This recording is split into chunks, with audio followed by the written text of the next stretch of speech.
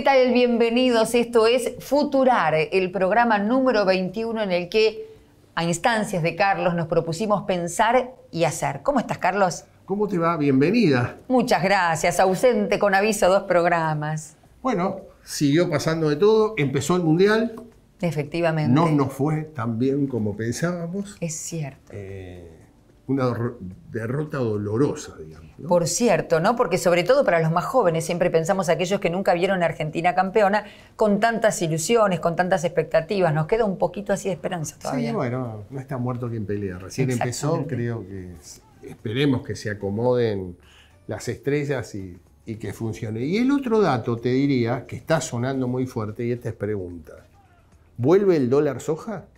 Hay muchas, pero muchas versiones respecto de este tema. Hace muy pocos días, en el marco de Argencarne, un evento que organizó CRA, el propio secretario de Agricultura anunció el plan LANAR, que mucho tiene que ver con una suerte de compensación de 600 pesos por cabeza esquilable, vamos a decir, por animal que va a esquila, que también es como compensar esa diferencia del dólar con la cual trabaja el lanero y que había pedido oportunamente, queremos nuestro propio dólar. Digamos que hay una avanzada con relación a esto. Al ser consultado respecto del tema, dijo el propio secretario de Agricultura, aún no. Sí, todo indica, al menos las versiones extraoficiales, que la necesidad de dólar sigue vigente, a pesar que el dólar lamentablemente volvió nuevamente a marcar la agenda política de la Argentina, pero están hablando de que nuevamente para terminar el año y encarar el 2023, que para el gobierno es fundamental, ya que se abre el proceso electoral, el dólar soja nuevamente podría tener el dólar soja 2. Y precisamente tenemos un invitado en el programa que hubimos de grabar hace algunas horas porque en este momento ya está en Brasil. Estamos hablando del responsable, el delegado de la Argentina en el ICA, con sede en Brasil, a quien lo consultamos, entre otros temas, precisamente respecto de la importancia que tiene el dólar para la economía argentina y para la producción agropecuaria en términos generales. Bueno, entonces vamos a tener un programa donde a su vez la editorial vamos a hablar de políticas de Estado. Y yo te anticipo, cortito, la carne está por debajo del índice inflacionario este mes y viene estándolo a lo largo de todo este año 2022. ¿Qué va a pasar en los próximos meses? Y esencialmente, ¿por qué la carne está más baja que la inflación? Si habitualmente es uno de aquellos temas que tratamos cuando decimos la inflación se debe a los alimentos, esencialmente por... Bueno, lo vamos a ver con un estudio que realizó la gente de Cicra. Muy bien, entonces empecemos. Comenzamos con el editorial.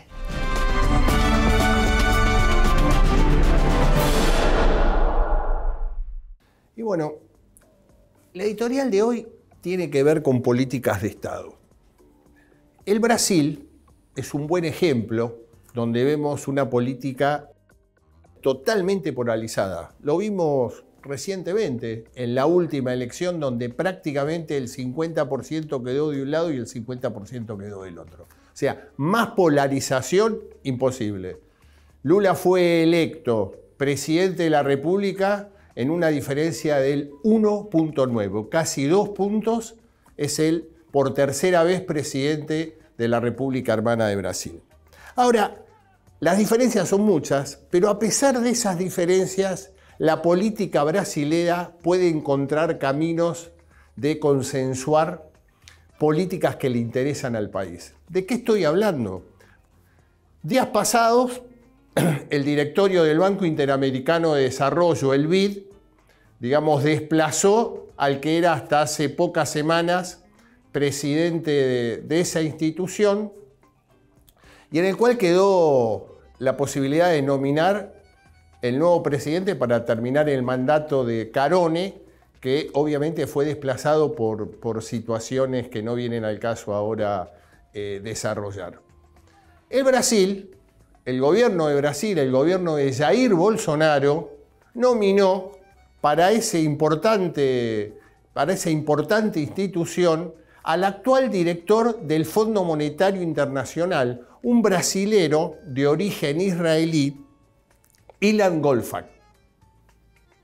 Obviamente, Lula y todo su equipo, que asume el 1 de enero, siguió como política de Estado y apoyó plenamente al brasileño que se va a hacer cargo del Banco Interamericano de Desarrollo. Es decir, se privilegiaron los intereses del Brasil por sobre las diferencias partidarias que hoy están dominando la política brasilera. Este tema, yo les diría que en la República Argentina es impensado. Creo que es imposible pensar hoy que haya un encuentro entre las distintas posturas políticas que están transitando por la República Argentina.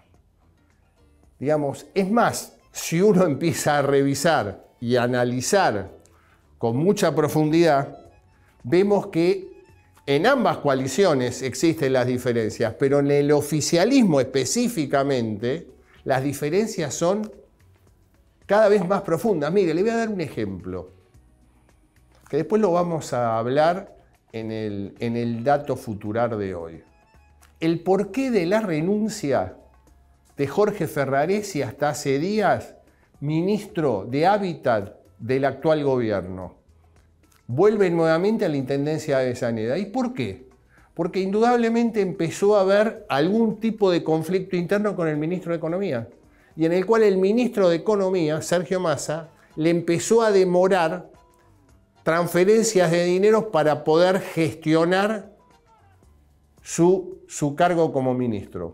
Ante ese hecho dijo, no arriesgo nada, doy un paso al costado y vuelvo a Avellaneda. Digo, este tipo de situaciones me parece que están hablando de lo que está pasando hoy en la coalición oficialista. Es más, es tan difícil lo que está pasando que el diálogo cada vez se hace más complicado. Imaginemos claramente, el presidente de la República no se habla con la vicepresidenta. Me parece que este es el caso más claro de lo que está sucediendo hoy internamente en esta coalición oficialista. Pero fundamentalmente creo que las políticas de Estado son necesarias, dos temas centrales: diálogo y confianza. Como vemos, el diálogo en la Argentina entre las fuerzas políticas, que es la norma número 1 en un sistema democrático. El encuentro público, el hecho de poder marcar diferencias, que en algún momento la política argentina la tuvo. Creo que el ejemplo más claro fue la reforma de la Constitución del año 1994, donde se pudieron encontrar fundamentalmente en ese momento dos líderes importantes de la Argentina, el que era presidente de la República, Carlos Menem, y el expresidente Raúl Alfonsín. O sea que el diálogo es una realidad, pudo ser una realidad, hoy es imposible en este país. Y me parece que esto aleja aún más las soluciones que la Argentina está requiriendo en estos momentos. Situaciones por las que indudablemente estamos pasando con zozobra económica, donde el tema inflacionario sigue siendo central, y donde hay un tema que cada vez que toma agenda pública, tiembla la Argentina. ¿Cuál es? Es cuando la agenda pública empieza a hablarse del dólar paralelo, o dólar blue, o dólar negro. En ese momento empiezan a haber problemas políticos y económicos delicados. O sea, el ministro de Economía está haciendo equilibrios para poder generar una estabilidad económica. Bueno, sin diálogo le diría que es muy difícil encontrar estabilidad económica. Vimos el trabajo a desgano fuertísimo que se hizo, fuerte, sobre cuál era el tema precios justos. En la medida que el dólar siga moviéndose, yo le diría que precios justos empiezan a estar en el olvido, porque va a ser muy difícil parar el proceso de costo de vida importante. Y el segundo dato que le doy es la confianza. La confianza es fundamental. La confianza es lo que genera la inversión, la que genera al capital privado la posibilidad de expandirse, la posibilidad de crecer, la posibilidad de generar nuevos puestos de trabajo. Pero a la confianza hay que ayudarla con el diálogo. Sin diálogo y sin confianza, cada vez es muchísimo más difícil encontrar las soluciones que hoy la Argentina está requiriendo. Por eso y para terminar lo que digo es que lamentablemente en la Argentina políticas de Estado realmente hoy es un imposible.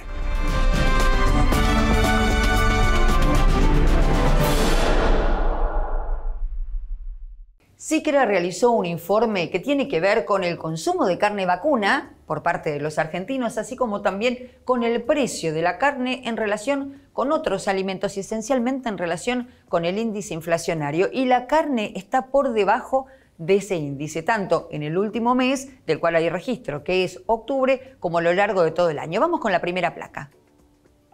Allí pueden ver ustedes que el consumo por habitante promedio en los últimos 12 meses en la Argentina fue de 47 kilogramos por año y per cápita. ¿Esto qué quiere decir?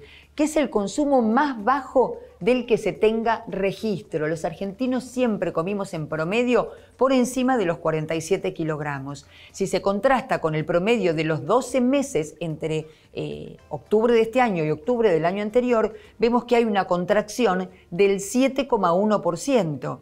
En tanto que en la comparación mensual se registra una nueva caída, es decir, en octubre comimos menos carne vacuna que la que comíamos en septiembre. ¿Cuánto? 0,8%. Y todo esto se da a pesar de que en octubre de 2022 el nivel general del índice de precios al consumidor, que es el que mide el INDEC en el Gran Buenos Aires, aumentó 6,6% con respecto al mes de septiembre. El promedio anual fue del 6,3%. Pasamos a la próxima placa, donde vemos la comparación de alguna manera entre el precio de la carne vacuna y el pollo.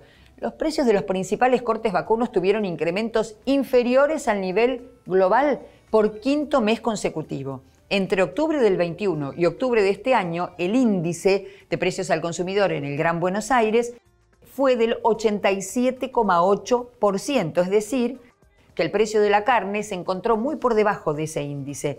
Al igual que en los meses anteriores, la velocidad del crecimiento interanual del nivel general del IPC fue la más alta en 31 años. Ahora, en la comparación interanual, los cortes cárnicos subieron a menor ritmo que cómo subieron los precios de los distintos cortes de carne de pollo, como lo estamos viendo allí en la gráfica. El precio del asado subió 70,8% entre octubre del año pasado y octubre de este año. El de la carne picada 69%, el de la paleta casi 71%, el del cuadril 72% y el de la nalga 70%, siempre por debajo de ese 86% del que dábamos cuenta. Y en el caso del precio del pollo, que también registró una suba, se incrementó en 103,5% a lo largo del año. Sin embargo, aumentó el consumo. Es decir, que el promedio de los consumidores argentinos está dejando el consumo de la carne vacuna. Finalmente, y en la última placa, el consumo interno de carne vacuna, porque muchos dicen lo que pasa es que la carne se destina a la exportación y por eso en la gráfica está clarito. En el año 2022, el 71% de lo que se produjo se consume en el mercado interno, el resto se exporta y no hay más demanda, por ello el resto se está exportando y de hecho hay cupos y cortes que están congelados hasta el 31 de diciembre del año próximo para poder exportarlo. De todos modos, fíjense ustedes que los años de mayor consumo de carne vacuna se dieron en la Argentina en el año 2013 aproximadamente, en este registro histórico que abarca a partir del año 1996. El precio de la carne está por debajo del índice inflacionario y el consumo de carne vacuna, de todos modos, es inferior o se encuentra en el mínimo histórico registrado. También sobre este tema vamos a consultar a nuestro invitado que, como les contamos, subimos de grabar hace algunas horas nada más porque ya se encuentra en Brasil. Vamos a presentarlo formalmente. Se trata de Gabriel Delgado, es economista agropecuario por la Universidad de Belgrano y doctor en finanzas por la UCEMA. Fue secretario de Agricultura de la Nación durante el gobierno de Cristina de Kirchner. Es técnico del INTA, está especializado en economía agropecuaria y es productor. Actualmente se desempeña como representante del IICA en Brasil. Hacemos una pausa. A nuestro regreso, la entrevista.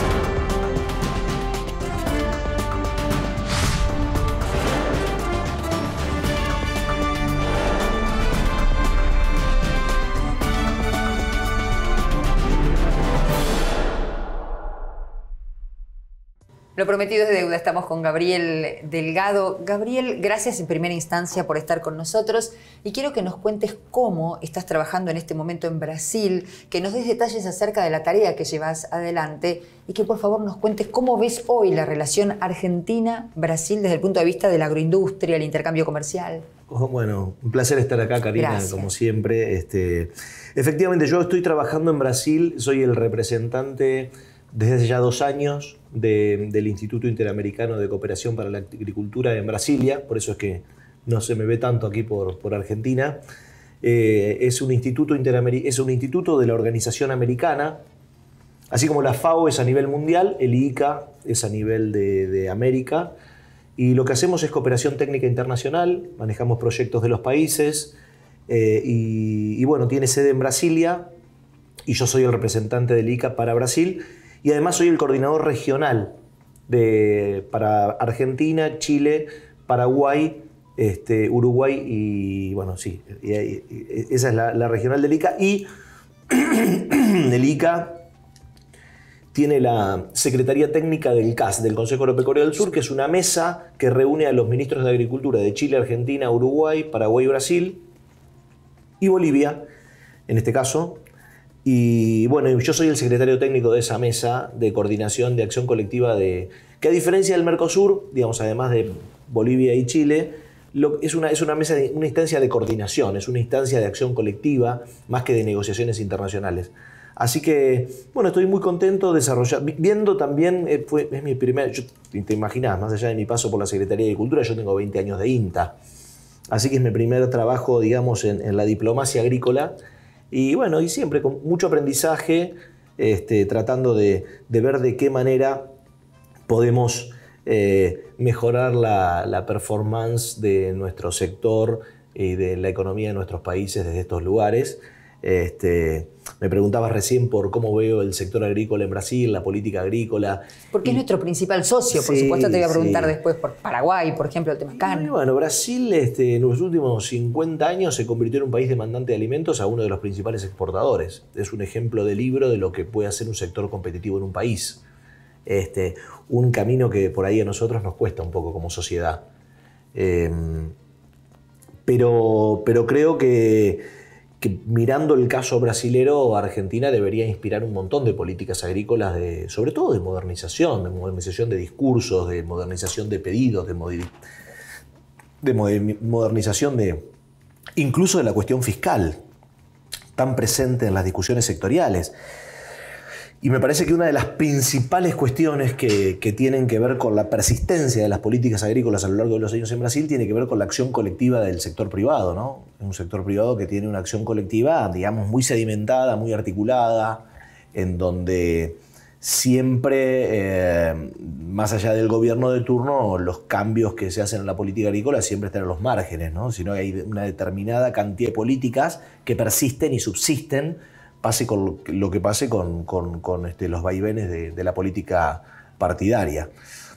Y creo que ahí tenemos un punto muy importante y yo soy un convencido que nuestros países del Cono Sur, y sobre todo después de lo que pasó con la guerra, con la invasión de Rusia a Ucrania, creo que tienen un potencial muy importante de acción colectiva para posicionarse como un jugador muy importante en el mercado de las proteínas, porque hay una disputa por las proteínas creciente en el mundo. Si vos ves el PBI de América Latina a lo largo de las últimas décadas, no ha ganado trascendencia. América Latina ha perdido trascendencia a nivel global. Por supuesto que eso te debilita en las negociaciones con otros países o con otros bloques comerciales. Y creo que nosotros, con la potencia que tenemos, por ejemplo, para el caso de la producción de soja, o lo que pasa con la producción de maíz, lo que pasa con la producción de carne, en menor medida cerdos, aunque Brasil es un jugador muy importante. Nosotros, la verdad que es inexplicable cómo ese sector todavía no esté desarrollado en la Argentina, con la tradición española e italiana que tenemos. Pero independientemente de eso, creo que la integración de nuestros países desde el punto de vista de los sectores, uno de los sectores más competitivos como es la agropecuaria, la agricultura, podría dar muchas ventajas en términos de negociaciones internacionales. Estoy convencido de eso, y en particular después de lo que pasó con la invasión de Rusia a Ucrania. Sin embargo, me atrevo a decir, y vos me ayudás, no se está logrando, y esto no tiene que ver ni con un año ni con dos, sino desde el inicio del Mercosur, por encontrar un formato comercial, un bloque, cualquiera fuese el caso, lo que fuere, que se trabaje de manera conjunta. Desde el punto de vista discursivo decimos sí, si sumamos la producción de uno y otro país, pero parecería que solamente se trata de una sumatoria lineal, que no se logra ese acuerdo. A tu criterio, ¿qué hace falta? Y hablo de Paraguay por el tema carne, hablo de Chile, frutas, ¿qué nos falta? Mira, yo lo que creo es que es cierto que esa historia está, aunque hubo dos, mirá vos, ¿no? Qué curioso. Hubo dos ejemplos. El año pasado en Nueva York Naciones Unidas organizó un Global Summit sobre Food Systems, sobre sistemas alimentarios, en donde el eje era un castigo muy importante a los sistemas productivos que nosotros tenemos aquí en el Cono Sur. Participaron la mayoría de los países de América.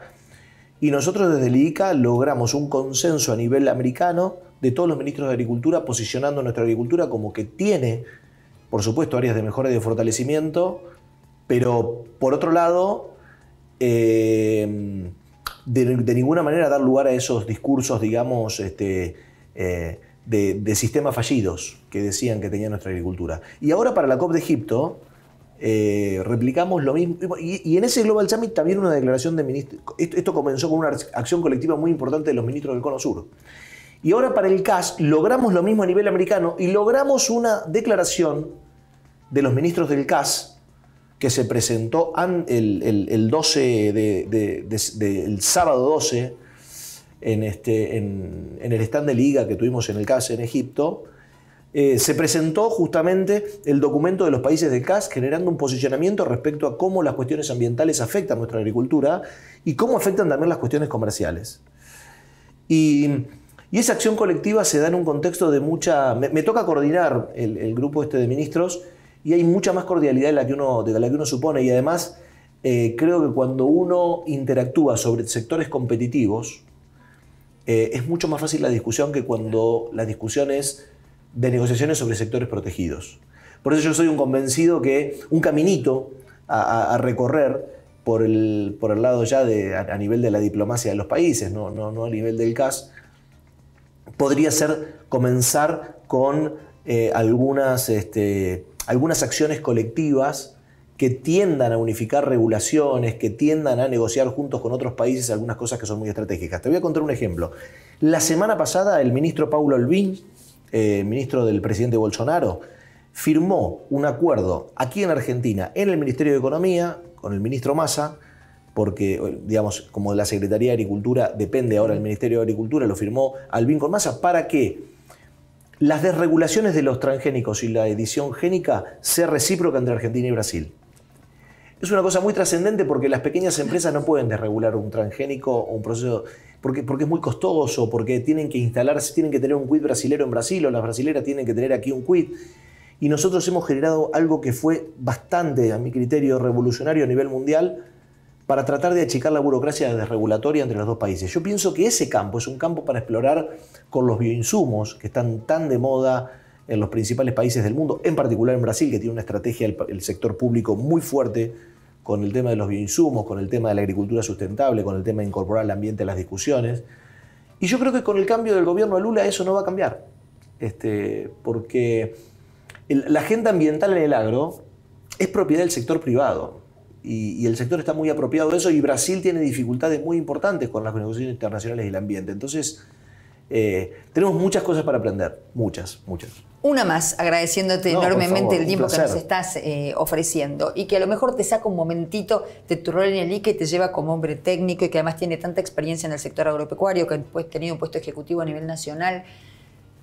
¿Qué nos falta para salir de la eterna discusión cuando hablamos de agrogobierno, de las retenciones a las exportaciones, sabiendo que hay, independientemente de que es una problemática a tratar, tantísimos otros temas? Ejemplo, huella de carbono. Ha estado aquí gente, por ejemplo, del sector forestal que nos ha explicado que ha crecido enormemente la demanda relacionada con ese tema y que ha, más allá de la coyuntura, potenciado la cuestión forestal por ese tema. ¿Qué nos falta como país para ahondar en otras temáticas? No quedarnos siempre ahí. Que es una pregunta muy difícil. Yo creo que nos falta ponernos de acuerdo.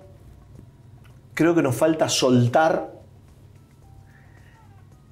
Pienso que la agenda de la política agrícola en Argentina, por los problemas políticos que ha tenido, y en particular el tema de las retenciones es una agenda que tiene energía negativa en cualquier discusión. Pienso que además hay cuestiones objetivas en el Ministerio de Economía, insisto, sea cualquiera del partido que gobierne, respecto de darle un tratamiento. Yo creo que hay que soltar, algunos de los que hemos estado vinculados a esas discusiones, quizás también tenemos que dar lugar a otras generaciones que estén menos cargados con estas cosas. Para mí, te digo, las retenciones son un mal impuesto. No creo en la consistencia técnica de los derechos de exportación a lo largo de los años y a lo largo del tiempo. Pero requiere de que haya alternativas que sean consistentes con las políticas económicas de la Argentina en un ámbito en donde lo fiscal tiene que tener un rol distinto a lo que ha tenido en los últimos años. Nosotros no podemos vivir con desequilibrios tan grandes durante tantos años. No se puede. Y la discusión esta se tiene que enmarcar en eso también. Y pensando... Y yo siempre digo lo mismo, integrando al sector agrícola a la macroeconomía de una manera más cabal, más técnica, no tanto hablando de los equilibrios parciales, ¿no? Yo veo que muchos macroeconomistas hablan del sector desde los equilibrios parciales y el sector hay veces que se nutre también de la discusión de los equilibrios parciales del sector. Y la economía argentina tiene que probar otra cosa. Hace 45 años que somos uno de los países con más recesiones en el mundo. Tenemos que darle paso a otras ideas, tenemos que darle paso a probar con otra cosa, porque esto así nos ha llevado a estos niveles de pobreza. Y yo soy de los que creo que el sector agrícola puede tener un rol muy importante en revertir eso. Al menos probar, porque ya hemos probado muchas cosas y no han tenido los resultados buscados. Y no digo hablar en contra de otros sectores, yo no tengo esa agenda. Me parece que tenemos que darle un lugar crecientemente importante a este sector y probar con eso, porque tenemos una cuestión identitaria muy fuerte además con eso. Gracias, Gabriel. Hacemos una pausa muy breve y enseguida volvemos.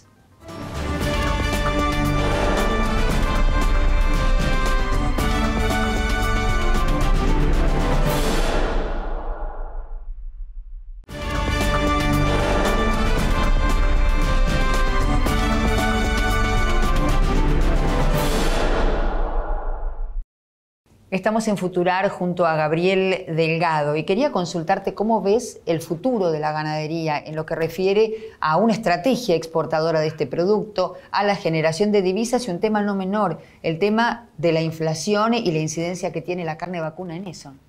El grave problema que tiene la Argentina, como siempre insisto con mi amigo el macroeconomista Martín Rapetti, que dice que Argentina en las últimas 4 o 5 décadas ha sido el segundo país del mundo con más recesiones después de Congo, y todas ellas por falta de dólares. Y aquellos colegas que se empecinan en quitarle importancia a la falta de dólares, yo digo, los dólares hacen justamente al valor de la moneda. Los dólares los consumen las ciudades, los dólares los consumen los diferentes sectores, las farmacias, los viajes. Los dólares no se consumen en su mayoría en el interior, los dólares se consumen en las grandes ciudades de nuestro país. Y está muy bien que así sea, para eso exportamos. Ahora, el problema que tenemos es que esos dólares siempre resultan escasos, en particular en momentos de crecimiento. Y creo que hay algunos objetivos de la política macroeconómica que no integran de manera fehaciente al sector agropecuario a este problema, siendo que el sector agropecuario representa casi 2/3 del ingreso de dólares a la Argentina. Esto se da por diferentes cuestiones, por problemas inflacionarios, se da por cuestiones también de política económica, se da por cuestiones fiscales, en buena medida también.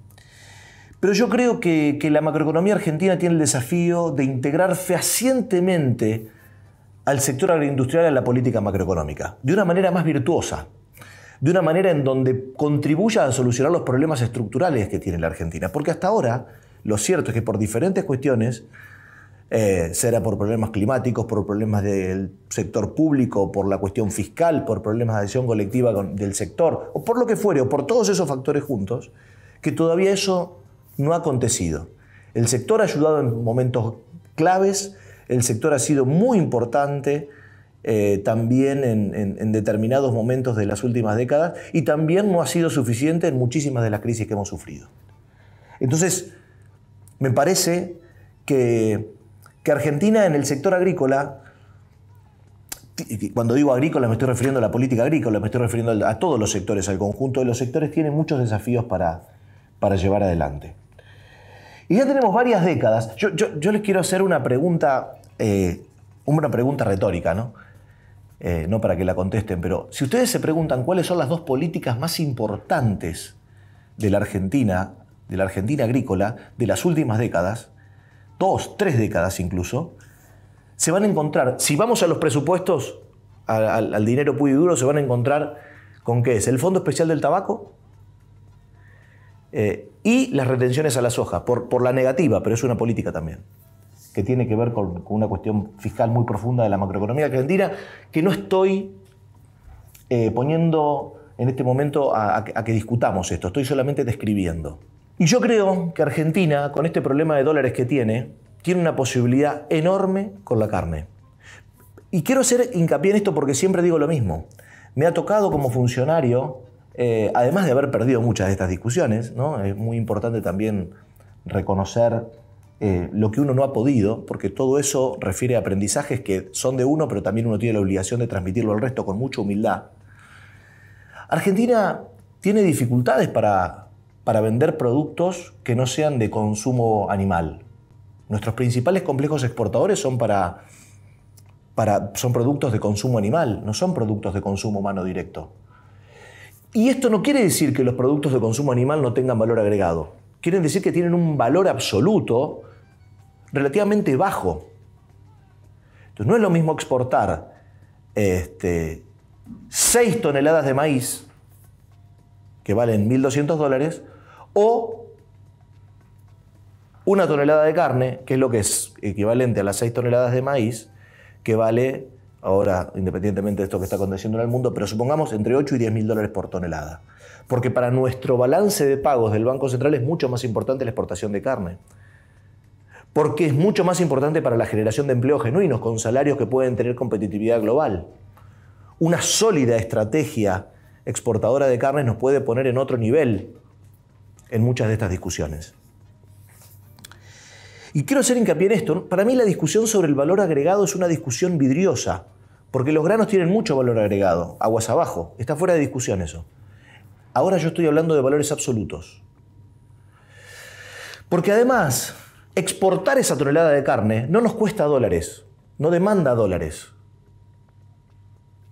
La cantidad de dólares, ustedes me pueden decir, bueno, pero el maíz que se deja de exportar es un costo en dólares. Bueno, está bien, pero realmente es un costo financiero muy bajo, de pocos meses, respecto a los beneficios que podría traer y la multiplicación de dólares que podría traer para nuestra economía, para nuestras ciudades, para nuestras urbes, esa posibilidad de gastar más dólares. Los argentinos demandamos muchos dólares desde hace ya mucho tiempo y tenemos muy buenas razones para hacerlo. Tampoco voy a hacer juicios de valor por eso. Pero viajamos. Los dólares son una gran fuente de empleo industrial porque muchas de nuestras industrias necesitan de dólares para importar insumos básicos que no se pueden producir acá, o algunos de ellos no se pueden. Algunas partes de bienes de capital que tampoco se pueden producir en Argentina porque somos un mercado relativamente pequeño. Entonces, una sólida estrategia de exportaciones nos da solidez al empleo industrial y nos da también solidez a la demanda de dólares que los ciudadanos de las ciudades tienen. Por eso, creo que en el sector de la carne tenemos una posibilidad única. En primer lugar, tenemos una cuestión identitaria muy importante los argentinos respecto de la carne. Y tenemos el saber hacer en casi todas las provincias de nuestro país. Con más posibilidades, con menos posibilidades, por supuesto, no es lo mismo el engorde en Santa Cruz que el engorde en Salta. No es lo mismo la ganadería de Corrientes, el de la provincia de Buenos Aires. Tenemos enormes desafíos de la política. Recientemente se ha discutido sobre el tema del cuarteo. Yo creo igualmente que todas estas discusiones le falta un liderazgo firme respecto de qué es lo que queremos hacer con la carne. ¿Queremos tener un control del IPC basado en no aprovechar la ventaja exportadora que nos puede dar la carne en nuestra macroeconomía, porque la inflación nos carcome buena parte de la competitividad? ¿Queremos tener una sólida estrategia exportadora para poder llegar a exportar 10.000 millones de dólares con la carne? Estamos en 4. ¿Podríamos llegar a 10.000? Perfectamente podríamos llegar a 10.000. Muchos hablan de llegar a 200 millones de toneladas por año. Y yo la verdad que disiento respetuosamente sobre poner el foco ahí. Toda la agenda internacional, las negociaciones que acaban de terminar en la COP de Egipto, implican que intensificar en el uso de insumos, incorporar áreas nuevas a la producción, que en general son las de ecosistemas más frágiles, están en contra de la agenda del futuro de la agricultura. ¿Puede ser que haya regiones todavía que nosotros podemos explorar y mejorar la productividad? Por supuesto que sí. Pero me parece que sería mucho más desafiante pensar en un sector que exporte 10.000 millones de dólares como el de la carne y en vez de tener 200 millones de toneladas tengamos 200 millones de vacas. Yo les puedo asegurar con números y con un grupo de macroeconomistas que esa foto sería mucho más virtuosa para la macroeconomía argentina y para el Banco Central en particular. Y por lo tanto para la industria y para las poblaciones urbanas.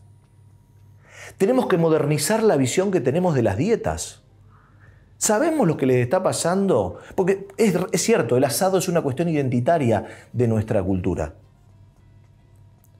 Pero también tenemos que estar leyendo que nuestra cultura, que somos, como dice mi hijo, hombres del siglo XX, hay gente que opina diferente ya de ese consumo de carne. ¿Estamos rescatando lo que está pasando en la sociedad con el consumo de carne?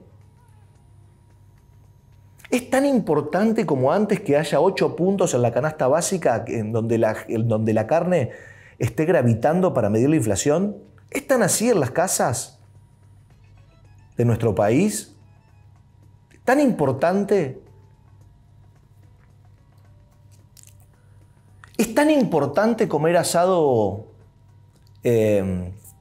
para los jóvenes como para los más grandes? A mí yo soy asador, se me está metiendo en la parrilla cada vez cosas más raras. Hamburguesas que no son hamburguesas, ustedes saben que yo he trabajado bastante sobre ese tema. Carne que no es carne. ¿Estamos advirtiendo todo eso? ¿Estamos mirando para la política agrícola para atrás o estamos mirando para adelante? Yo quiero también ser un poco incisivo en estas discusiones porque me parece que hay que poner arriba de la mesa las cosas que hay que discutir. Porque no es menor el tema del rol que tiene la carne en la inflación. Hay que discutirlo. No podemos decir, no, que pase lo que tenga que pasar, porque no es así. Porque los equilibrios de la política económica son muy difíciles de lograr. Pero para cualquier partido político, para cualquier ministro de Economía, tenemos que tener una acción colectiva grande desde el sector privado y una firme decisión de Estado que los partidos políticos que les toque gobernar respeten. Gabriel Delgado, muchísimas gracias por tu tiempo, por estar aquí, por conversar con nosotros. Muchas gracias. Por favor, un placer, Karina. Ya volvemos.